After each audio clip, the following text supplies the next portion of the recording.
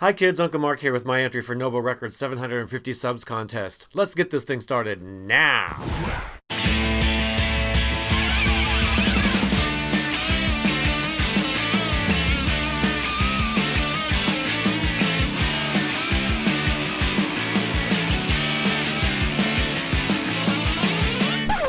First up, what was your earliest memory of vinyl? Well, that would be a little record called Dee Dee Dinah by a guy named Frankie Avalon, released in 1957. Before I was born, my mom bought this record. I don't have the original, but I do have a re-release that came out in the 70s. I don't know if you can see that, too shiny. Anyway, it's a really stupid little song, but it was one of my favorite records when I was a kid, and the first thing I was allowed to play on my Kenner Close and Play stereo. Later on, when I was a big boy, I was allowed to play our big Philco stereo, which was really nice. But yeah, that was my first memory of vinyl there, the Dee Dee Dinah record. Dee Dee Dinah. Number two, what was the first record you fell in love with? Well, I'm going to have to come up with two here because well, just because. The first record I actually fell in love with was Daddy Cool by the Rays, and this is the actual original record that my mom bought right around the time that I was born. She was probably pregnant with me when she bought this. It was the flip side of a song called Silhouettes, which was their big hit. But Daddy Cool was like this honky tonk boogie woogie thing that just totally blew me away when I was a kid. I would play it over and over and over again. To this day, I still play it all the time on my iPod. It's just one of my favorite songs ever. And then number two, the first time I ever really got into music, I remember I was at my grandparents' house, and the adults are playing cards. My sisters were watching television in the other room, and my grandma said, if you want to, you can go in my room and listen to a record. And so I picked this record, and I remember to this day sitting down, lying down next to the record player because I couldn't play it too loud, and just totally getting into this record. It was the first time I'd ever really, just got into the guitars and the drums. I heard everything on this record, and it was Johnny Cash's Folsom Prison. And it is to this day one of my favorite albums of all time. In fact, it's probably one of the best albums ever. I think it was pretty high on Rolling Stone's greatest albums list, and it's still a big seller to this day. But I just remember lying there. To this day, I remember lying there and just hearing the music for the first time and thinking, this is awesome. Yeah, so that was it. Johnny Cash at Folsom Prison and Daddy Cool.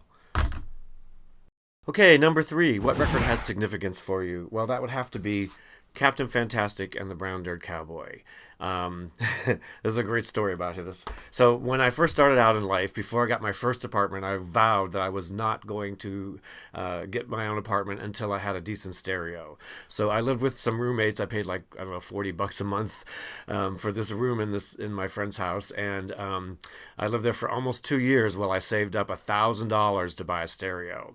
And my friends thought I was crazy. Why would you pay $1,000 for a stereo? That's ridiculous.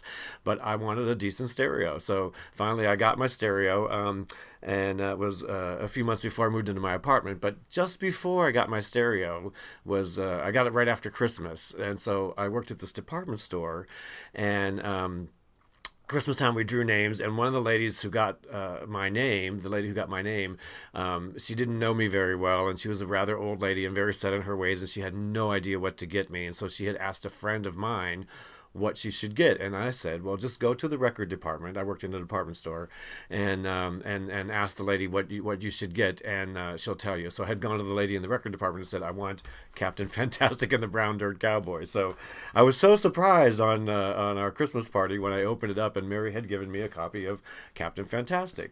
So a few days later, actually, right after Christmas, was when I got my first stereo. And the first thing that I played on it was Captain Fantastic and the Brown Dirt Cowboy. So, fast forward, here it is, 40 years later almost? And still to this day, every time I get a new device, I don't care whether it was my first Walkman, my first CD player, my first Mac, every time I get a new device, the very first thing I play on it is Captain Fantastic and the Brown Dirt Cowboy. It doesn't, even when I get a new car, the first CD I pop in there is going to be Captain Fantastic and the Brown Dirt Cowboy. So it's a very significant album for me, and it gives me a chance to remember my friend Mary, who I worked with for 5 years. I'm sure she's passed on now. She'd be 120 12, I think. Wherever you are, Mary, thanks for giving me Camp to Fantastic, and thanks for being the first thing I play on all my new devices. Thanks. Number 4, what's the most expensive record you've ever bought? Well, that would have to be this. And no, it's not the Beatles' White Album. It's actually a Bruce Springsteen bootleg. It was supposedly from a concert at Alpine Valley in 1984. I was not at that concert, sadly, but I was at a concert very near that a few days later, I think. I paid $40 for that, and that's probably the most expensive LP I've ever bought. Although I'm not embarrassed to say this either, but the most expensive CD I've ever bought, Barbra Streisand's For the Record. $80 I paid for this. And you know what? Of all the Barbra Streisand discs I have, this is probably my favorite. So it was well worth the $80. So there. Which brings us to number 5. What is your ultimate grail? I would dearly love to have a bootleg from one of the Bruce Springsteen's concerts I've been to. I've seen Bruce 26 times over the years, and although I have several bootlegs, I don't have any from where I was actually there. Although I believe on the box set, the live box set, Bruce Springsteen, there was at least a couple of songs that were recorded at the Memphis Mid-South Coliseum, and I was there for one of those at least. So if you listen closely on one of those songs, you can hear me. But yeah, my holy grail would be, my big holy grail of records would be to get a Bruce Springsteen concert, bootleg concert disc from when I was there. That would be awesome, just to relive those moments if I can still remember them after all these years. So yeah, that's my holy grail. And finally, the bonus question. Why do you collect vinyl? Well, I collect vinyl because I love it. I've been collecting since I was 4 years old, and my aunt and uncle gave me my first record player with a copy of Walt Disney's Acting Out the ABCs, bunch of children's songs, and I've been buying records ever since. I mean, every extra penny that I've ever had has gone towards records or CDs or some form of music or music equipment or something. But yeah, I just love the music, and I love especially vinyl. Just the whole act of listening to vinyl. It just amazes me that you can drag a piece of rock through a plastic groove and get such wonderful sounds out of it. And I'm starting my own YouTube channel called Uncle Mark's Disc Collection, where I'm going to talk about my collection a lot like the rest of you in the vinyl community out there. Thank you so much for all your inspiration, and especially you, Dylan. I really appreciate all of your videos. It's fun to watch and interesting to listen to people talk about music. So hopefully when I'm gone, my godchildren will be able to understand what the music meant to me, how I connected with it, and that they'd be able to connect through the music through me. So anyway, thanks for the contest. This was kind of fun. It's my second video.